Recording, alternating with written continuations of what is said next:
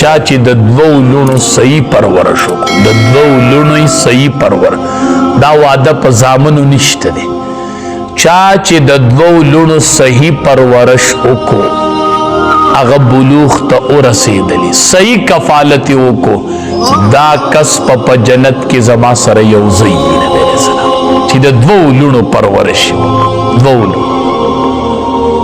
یو کس شپږ لونه شوي وي دا بعضې خاوندان نه دا ته ښځې له زور نه ورکوې دا ته د الله سره جګړه کوي دا الله سره جګړه د ښځې لور وشي نو دی ورته بیا هفته دوه غږ نه کوي دا د دې کارو کو دا د الله خوښه وه د ښځې سره بړه بدې کوي ښځې ته به بد ګوري بل واده کوم ګورې ته بل واده کې وکړه که نه په دې کې د ښځې څه ګناه ده څه قصوري دی قصور د ښځې څه دی الټه به ښځو ته زورنې کوي دا ته ښځې ته زورنه نه کوي دا ته د الله مقابلې ته ودرېږي د الله مقابلې ته دا دمکی ته الله ته ورکوي دا ښځې ته نه دي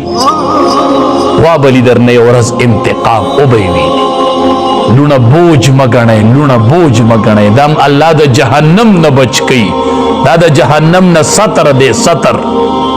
دا الله د جهنم نه بچ کوي په دې لونو باندې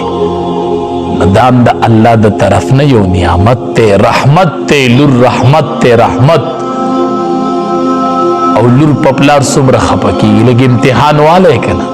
د زوی د لور امتحان واله که نه چې اندازه درته وشي د لور او د زوی امتحان واله که نه لږ امتحان خو په لور باندې وکړه چې هغه په پلار څومره خفه کېږي بچي خو نارینه او هلکانو حال خو تاسو ولیده که نه نو بس په دې مه خفه کېږئ په دې خوشحالي کوئ خوشحالي شکر دی الله مې کور کې رحمت راله پیدا کو الله مې کور کې رحمت سیوا کو الله مې د جهنم نه بچ کوي چې د دې لونو صحیح پرورش وکړمه صحیح تربیت وکړمه دا لور به سبا په لپو لپو دعا کوي دا ته زوی ته به یا یاد او یا در بنئ او دې لور ته به هلته یادې دې لور ته به هلته یادې مونږ ولیدلې لونه ته د ټبر په مخ کې د پلار بد ووایي چې څنګه پې خفه کېږي زما پلار ته به بد نه وایي زما پلار ته به کنزل نه کوي زما د پلار بد به نه وی ګورې زما د مور بد به نه وی دا لور په مور او پلار ډېر خفه کېږي او دا یو رحمت دی نو دا بد مه ګڼئ دا د مشرکینو خوی دی چې لور به یې وشوله رنګ به یې تک تور شو تک تور عار به یې ګڼه عار عار شکر وباسه چې الله روغ رمټ بنده درک واذا بشر احدهم بالانثى کله چې زیری ورکړلی شي یو کس ته دوی ته بالانثى په لور سره ظل وجهه مصدع وګرځي مخ د ده تک تور وهو کظیم او د غوسې نه ډکي